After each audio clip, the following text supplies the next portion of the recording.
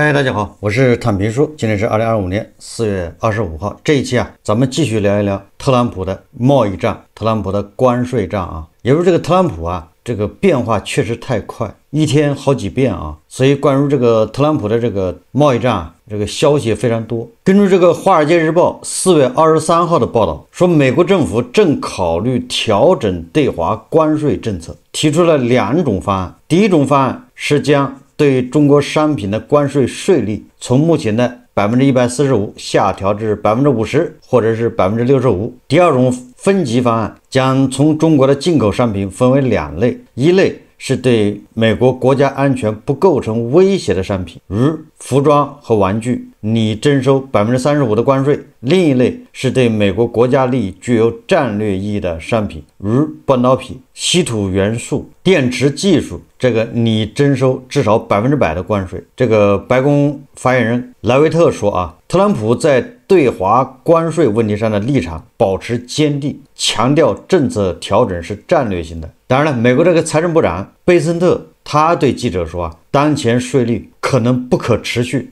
如果执行145%的这个关税的话，实际上就中美之间断绝了这个经济往来双方都没有什么东西可以卖了。显然这个肯定是不现实的。这个税务基金会估算说现有关税相当于2025年每户美国家庭增加1300美元的税收负担，降税可能缓解消费者价格压力，同时保持对华贸易的强硬姿态。企业如苹果已计划通过增加印度制造的手机进口来应对关税影响。这个显示供应链调整正在加速。而分级方案则聚焦于区分商品的战略重要性，对非战略商品征收35%的关税，可能减轻消费者价格压力，也就是减轻美国老百姓的压力。比如说玩具，没有必要征收那么高的关税但是对这个战略商品影响美国国家安全的，它征收100%以上的关税，旨在保护美国在高科技和国防领域的利益。美国高度依赖中国供应的稀土和关键矿产，而中国近期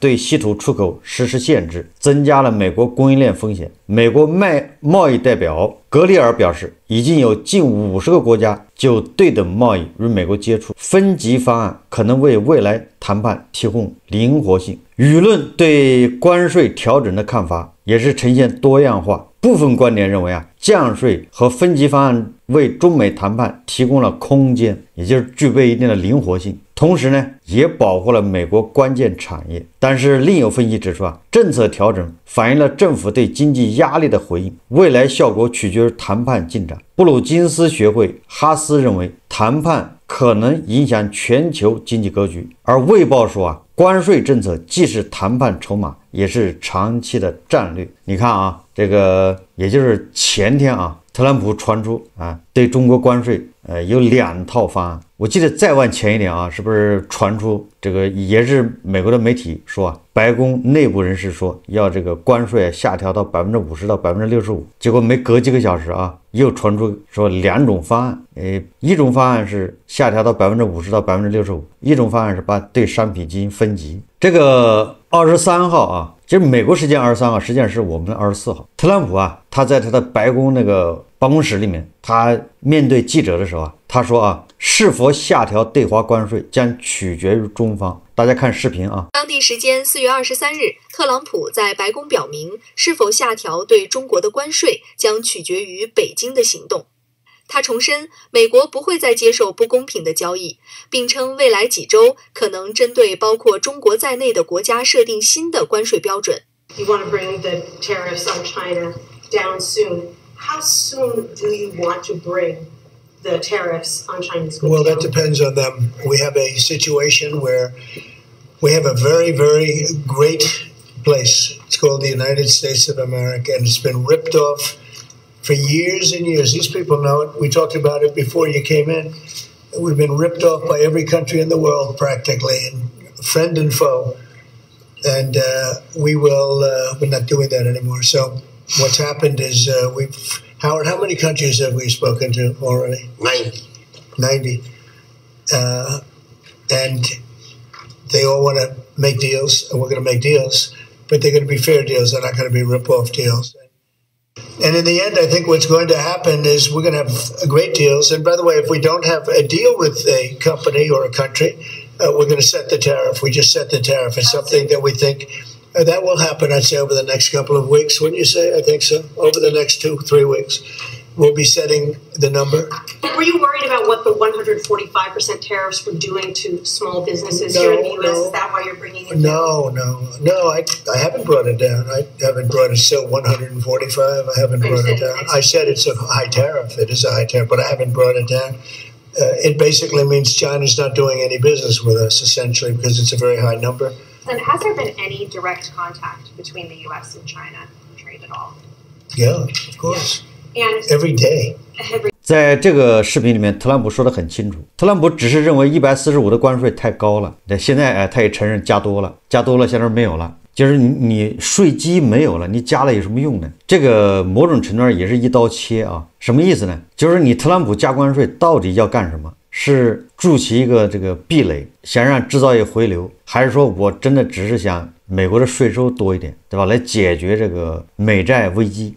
美债现在是38万亿了嘛，连利息支付都是个困难的事。如果美国政府它只是要关税啊，要这个税收啊，那你得考虑你的税基，就你不能因为你关税收得太高，导致你收不着税，双方没有贸易了，你从哪儿收税呢？所以特朗普自己也承认啊，145关税太高了，但是同时特朗普自己又说啊，我可没降啊，对吧？那什么降到50%、60%，那都是外界传言，我还没有下调啊。然后这个特朗普又说啊，关税是否下调，这个取决于中方。然后特朗普也说了啊，我们天天都在谈判，大概这意思吧，就我们正在谈判。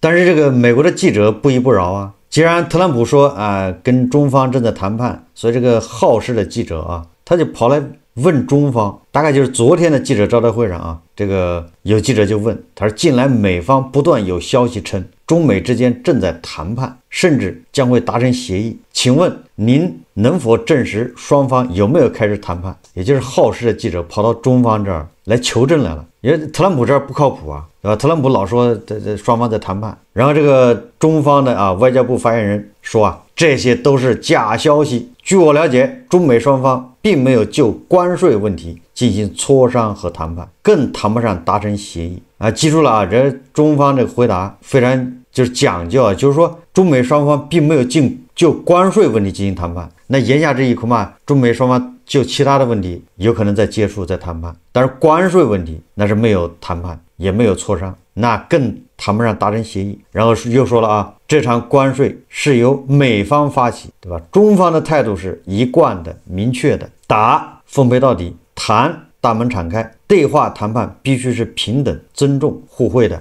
大家想象一下，这个美西方的这个媒体啊，记者跑来跟中方一核实，中方说没有这回事，但是特朗普又说我们正在谈，这一下把记者整得不会了。所以说就是应该是昨天晚上啊，也就24号，这个特朗普又对记者啊澄清。所以说这个美西方记者啊，就是看热闹不嫌事大，而且是哪壶不开提哪壶，对吧？专接这个特朗普的伤疤。大家看视频啊。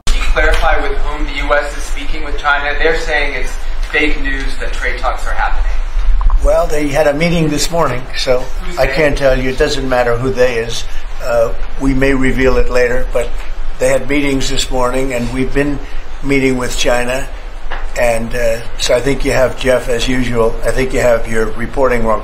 Thank you. 这记者就直接问特朗普说，中国人呢否认谈判，那你说的跟中方谈判，你是跟谁在谈判呢？这个特朗普摆出什么个姿态啊？反正确实是在对话啊，我们一直在跟中方保持沟通，但是我啊也不能告诉你我跟谁在谈，可能稍后会公布。我在想啊，你看中方外交部说了，没有就关税问题进行谈判，那特朗普又老说，对吧？我们一直在谈，这个你也不能说中方啊放的是假消息，你也不能说特朗普在撒谎。我觉得很有可能啊，双方应该在接触，但是表述的不一样，这就巧了啊！你看啊，正好啊这两天这个20国集团呢，就 G20 财长和央行在美国华盛顿召开第2次 G20 财长和央行行长会议，那中国的这个央行行长还有财政部长都去了，正好在华盛顿，那是不是在参加这个G20 财长和央行行长会议期间，双方相关官员见了一面，对吧？在旁边找个会议室聊个半小时、1小时的，这不也是接触吗？所以我觉得啊，这个也不能说特朗普撒谎，很有可能啊，双方的财长，美国的财长不就是贝森特吗？不正好贝森特是管这个现在大权在握啊，管这个贸易战和关税战。你看他老出来讲话呀。虽然具体的谈判啊细节是由那个商务部部长尼森特吧还是什么他们在谈，但是这个你显然现在特朗普跟前的当红炸子鸡就是那个贝森特，那贝森特也要参加这个 G20 财长和央行行长会议，所以我相信啊，他们一定是见了面，私下里已经开始谈了。但是谈什么东西呢？这就是中方为什么没承认的原因。如果谈关税的话，我认为啊，从中方这个角度来看，他这个不是财长的职能，也不是央行行长的职能，所以即便要谈关税问题，那中方应该派的是商务部的人，这不是任命了一个对吧，专门进行这个贸易战谈判的这个专家嘛？正部级待遇的副部长啊，也是我老乡啊，跟这个行长都是安徽人。那我在想啊，这个他们财长之间见面，央行行长见面，我觉得谈的更多的恐怕是美元债，这个归他们俩管，这个是他们的业务范围。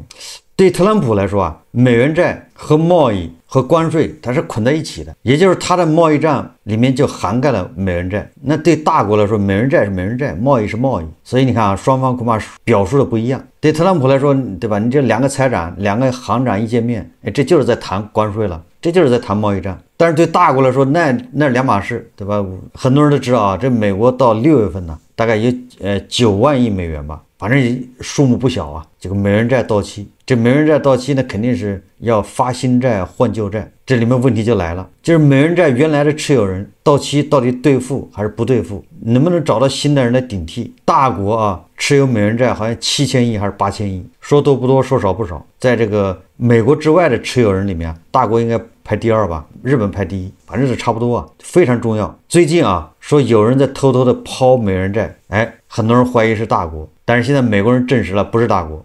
这个美国的财政部长贝森特说了，他还纳闷，他认为这个时候应该大国抛美国国债，这叫落井下石啊。但是说大国却没有，而且啊，最近大国不仅没有抛美元债，反而趁着美元债下跌还买了。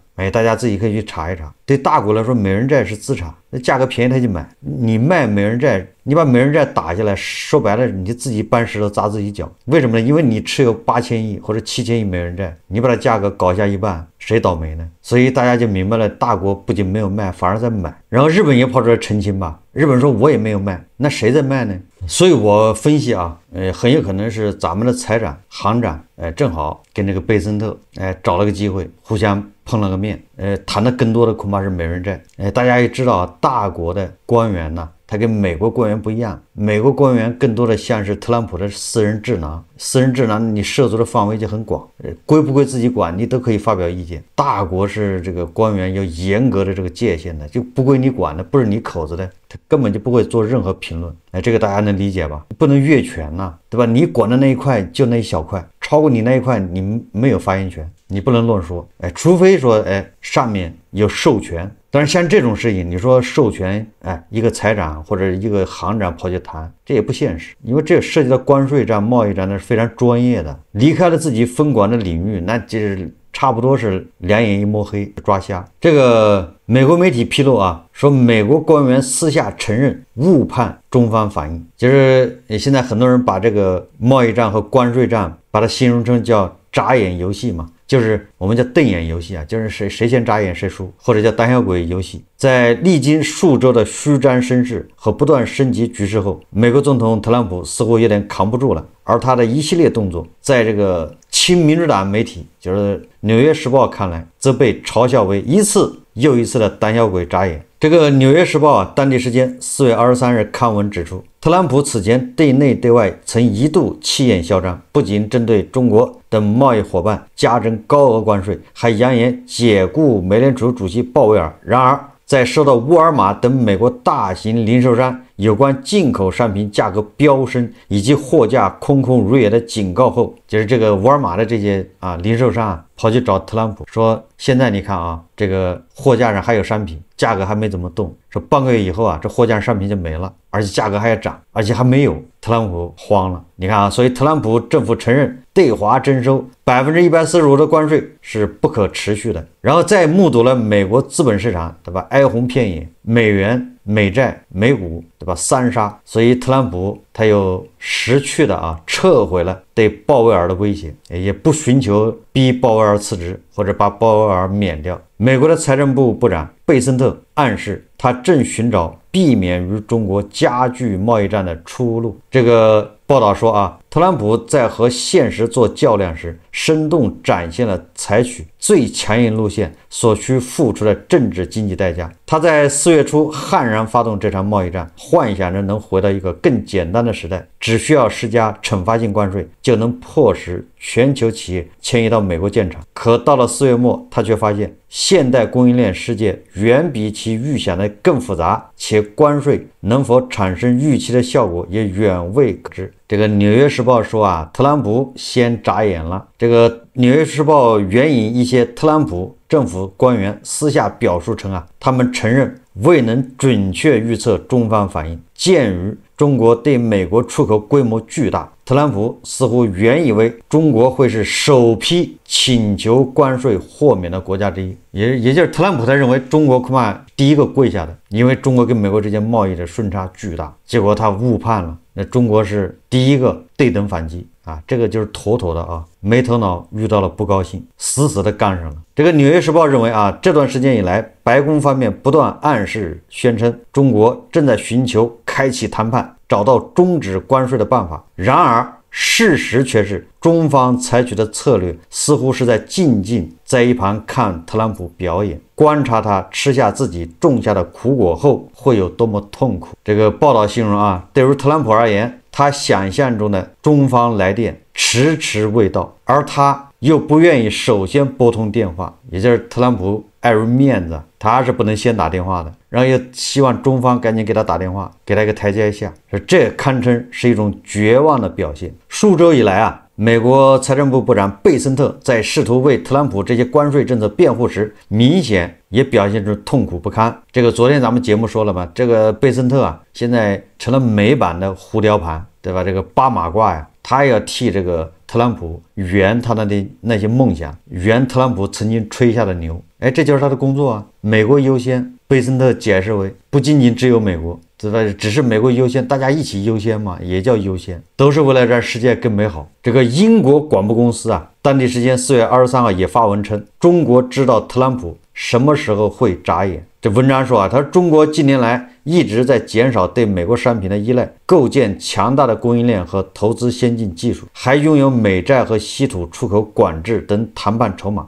这意味着中国为特朗普的关税战做足了准备，美国已不太可能将中国逼入死角。而在发现自己处于尴尬境地后，一连几天，特朗普政府从上到下接连释放欲给中美关税对峙降温的信号，扛不下去的意味再明显不过。当地时间4月23号，美国媒体《华尔街日报》也出来放风称，特朗普政府正在考虑大幅下调对华关税，削减幅度可能超过一半。消息一经发布说美国股市迅速提振。同日晚些时候，特朗普在白宫又表示，他的政府可能会在未来2到3周内公布对一些贸易伙伴的新关税金额，可能包括中国。只不过白宫新闻秘书莱维特在当地时间4月23日又声称，在中美达成新的贸易协定之前，特朗普不会降低关税。让我明确一点，美方不会单方面降低针对中国的关税。他通过福克斯新闻说，纽约时报称，这堪称是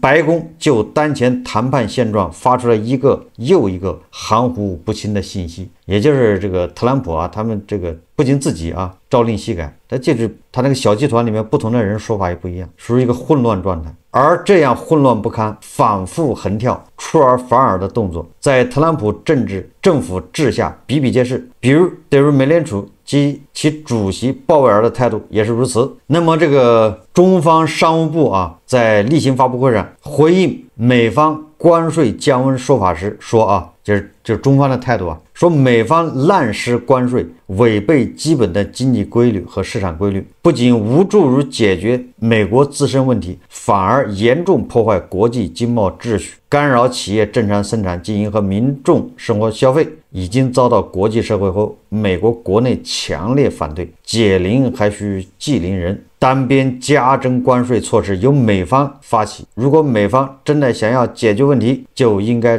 正视国际社会和国内各方理性声音，彻底取消所有对华单边关税措施，通过平等对话找到解决分歧的办法。也是中方的意思啊，就是说这个事情是你特朗普搞起来的，你特朗普啊，你先把所有的这个单边加征的关税取消掉，双方再谈判，找到解决问题的办法。这是中方的态度。这个 BBC 啊，那就说的更直白啊，在谈到美国跟中国这个关税战、贸易战的时候啊 ，BBC 说啊，他说这一次啊，中国手里有5张牌可打。第一张牌呢，他说中国和其他小国不同，作为全球第2大经济体，具有强大的经济韧性和内需市场。中国庞大的国内市场和消费刺激政策可以缓冲关税冲击，贸易战反过来会推动经济向内需转型。这个换一种说法啊，就中国人的血条长血厚，吃草对吧也能扛3年，那就是这意思，你就换个说法嘛。第2张牌说投资未来，中国一直在进行产业升级，并努力实现技术自主。中国在新能源、人工智能、半导体等领域加大投资，减少对外依赖，领先的供应链有着别人需要几十年才能替代的巨大优势，使美国难以快速脱钩。第3张牌说上一次贸易战的经验，也就是特朗普第1个任期啊，已经跟中国打过1次贸易战了。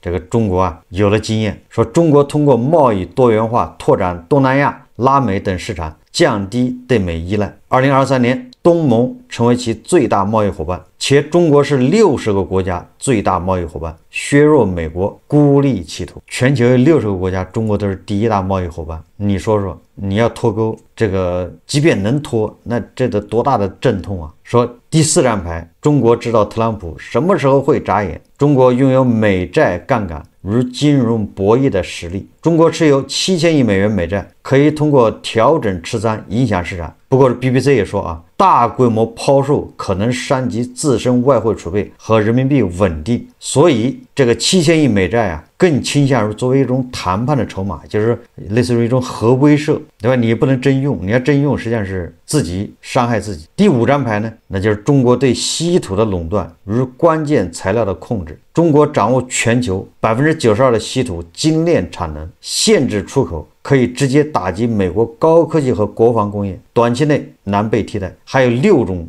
重稀土啊，是只有中国有。这6种重稀土，那跟这个国防还有密切关系，短期内不可能被替代。说来说去什么意思呢？就是啊，这个特朗普上台以后啊，迅速的出完了2玩4个2，现在回头一看，手上没大牌了，最大的是老凯啊。这个时候发现啊，大国啊手上还拿着4个枪还没动呢，大概其就这么个现状。所以你也可以说特朗普慌了，你也可以说特朗普怂了。特朗普从那个解放日那一天非常嚣张，对吧？单方面给全球100多个国家加关税，完了这个警告不准反击，谁反击那就再给他再加上去，结果偏偏大国就反击了。而且特朗普说了，谁反击就不跟他谈判。你现在看看这特朗普是不是又食言了？他不仅要谈判，而且就是眼巴巴的等着人家打电话，而人家反复说我可没跟他谈。但是特朗普一遍又一遍的跟记者说我们在谈，这不就是2玩4个2出完之后的这种尴尬吗？无奈吗？没招了。实际上啊，这个不是说特朗普遇到了刺头，而是这个越来越多的国家呀，包括美国的盟友，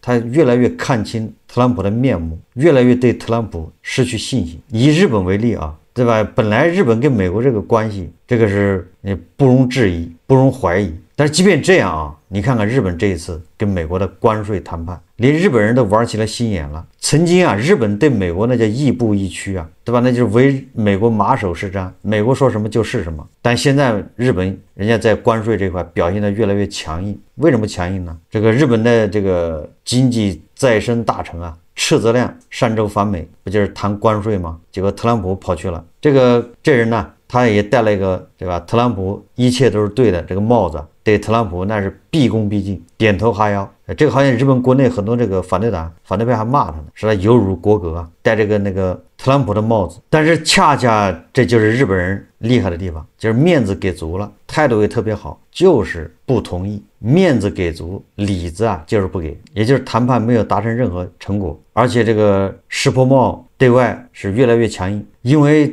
日本、欧盟，对吧？越南，这全球都知道，你特朗普要过6月这个坎，6月份有9万亿美债要到期，你得挨个求，要展期，对吧？你不要兑付，你发新债换旧债，对吧？领点利息回去就算了，最好你领利息，最好又马上反手买成国债，对吧？这就是说，特朗普他2弯4个2已经打完了，结果发现外面还4个枪呢。哎，在这种情况下，你说跟美国谈判的这90个国家，哪个国家不拖啊？拖到6月再说，你有你求我的时候。如果你把现在日本呐、越南啊、马来西亚呀、印度啊这些国家啊，某种程度上是在求美国，因为美国是最大的消费市场嘛，我东西要卖到美国去。那你想想啊，到了6月份，反过来是美国求这些国家，所以大家拖啊。